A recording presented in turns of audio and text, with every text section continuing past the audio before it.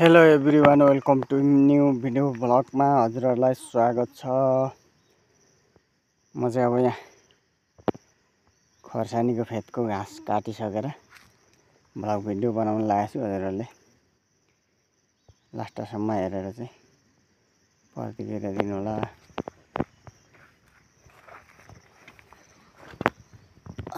हजुरहरू पनि सन्चै आरामै हुन्छ होला। म पनि ठिकठाकै छु। ब्लग भिडियो चाहिँ अब यसो बनाउन त भनेर हैन, खोर्सानी फल्दै गरेको अवस्था यो नयाँ बोट मजाले फल्दैछ।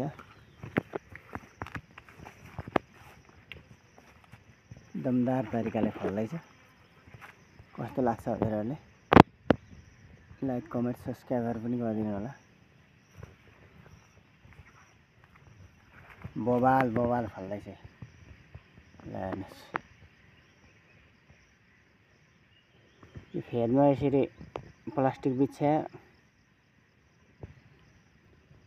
झार चाहिँ आइहाल्ने क्या त्यो प्लास्टिक नभएको ठाउँमा चाहिँ।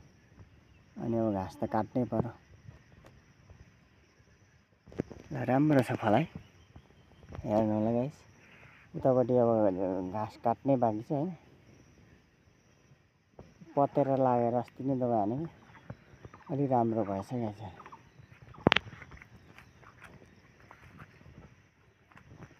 यता घाँसको भारी पनि पुग्यो हैन, घाँसको भारी पुग्यो। यता भाटा खोर्सानीलाई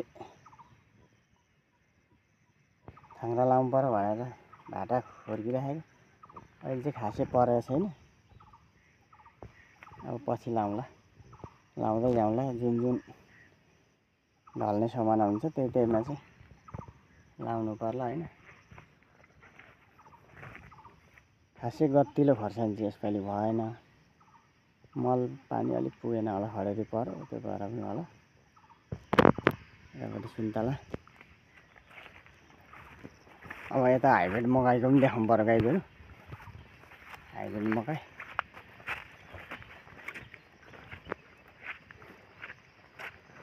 र यतापट्टि हाइब्रिड मकै। यो चाहिँ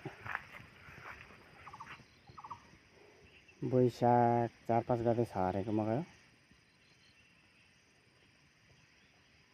अब वैशाख जेठ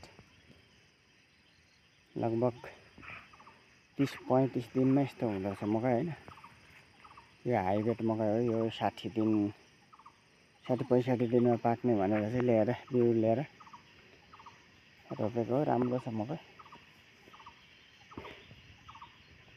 यता मासतिर पनि उत्तिकै छ मकै बारी। दर्याम हरियो काँक्रा कर्याम भने जस्तै हैन। यो मकै चाहिँ पोलेर खान उत्तिकै राम्रो। अनि यसो भातहरू खान्छु भन्दा पनि यो चाहिँ राम्रो हुने। पोलेर खान उत्तिकै राम्रो मकै, ठुल्ठुलो दाना। र यो चाहिँ बाँदरले अलिकति यसलाई चाहिँ रातो पहेँलो मकै हुन्छ, त्यो भएकोले गर्दाखेरि बाँदरले चाहिँ यसलाई खासै ध्यान गरेर चाहिँ अब नखाने भएकोले गर्दाखेरि मैले यो हाइब्रिड मकै लाएको 1 गरा चाहिँ 1 किलो रोपेर ल्याएर 1 किलो मकै चाहिँ 1 गरामा लगाएको छु। हजुरहरू पनि यो हाइब्रिड मकै खेती गर्न चाहनुहुन्छ भने बहुत राम्रो हुन्छ हैन। यो एकदम दाना पनि पर्ने, पोलेर खानु एकदम आनन्द। बहुत राम्रो छ। यसमा राम्रो छ हैन। सुन्तलाको फेदमा कमिला त उत्तिकै रहेछ त गाइस। 1 नम्बर छ मकै। यतापट्टि हो खोर्सानीमा घाँस काट्नै बाँकी छ। यस्तो छ।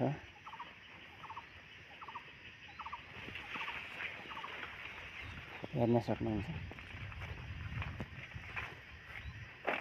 मकै चाहिँ यो खाले गाइस, मैले यो खाले यो खाले मकै लगाएको बहुत राम्रो छ हैन। हेरौँ अब लास्टसम्म कस्तो हुँदो रहेछ। किरा लागेर औषधि हान्दा हैरान। एउटालाई मात्रै हैन दुनियाँभरकैलाई किरा लागेर चाहिँ औषधि हान्यो। औषधि हानिकन चाहिँ राम्रो भइराखेको अवस्था छ। मकै चाहिँ यही हो। यो हो हैन। भन्न चाहिँ अब 60 दिने भनेछ। 60 दिनमा पाक्छ भनेछ। अब कति दिनमा पाक्छ त्यो चाहिँ थाहा भएन। 60 दिन भनेछ भने चाहिँ हैन। देख्न सक्नुहुन्छ। राम्रै होला भनेर अब रोप्यो हैन।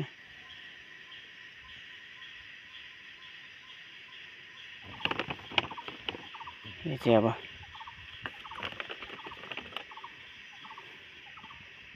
एक नम्बरै छ। हाललाई चाहिँ अब पछि कस्तो हुँदो रहेछ हेरौँ गाईगोरु। सुन्तला पनि उत्तिकै छ फस्टाको।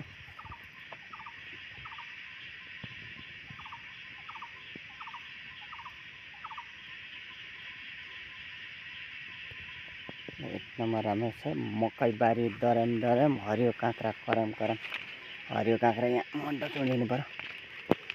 मकै बारी दर्याम हरियो काँक्रा एकजना रहेछ करम अर्को पनि रहेछ गाइस। मकै बारी दर्याम हरियो काँक्रा करम भनेको फलै छैन कता करम फलेको भए पो करम भन्नु। अरूले फलाएर चाहिँ हामी भर्खर बिरुवा उम्रिँदैछ।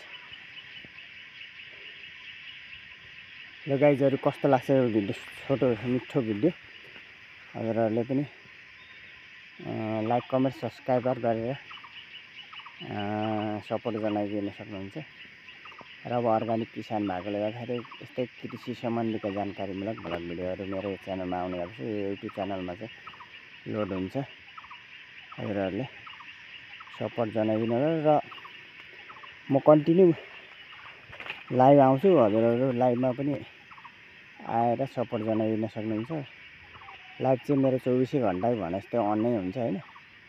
लाइभ अन हुन्छ। त्यो भएकोले गर्दाखेरि लाइभमा आएर सपोर्ट जनाइदिन सक्नुहुन्छ। Thank you very much. यति भन्दै यो भिडियोबाट बिदा हुन चाहन्छु। अब यहाँ चाहिँ अलिकति बाँकी छ खर्सानीलाई झार काट्न। अब यो चाहिँ फेरि अर्कोपल्ट काट्नु पर्ला यहाँसम्म। Thank you very much all guys.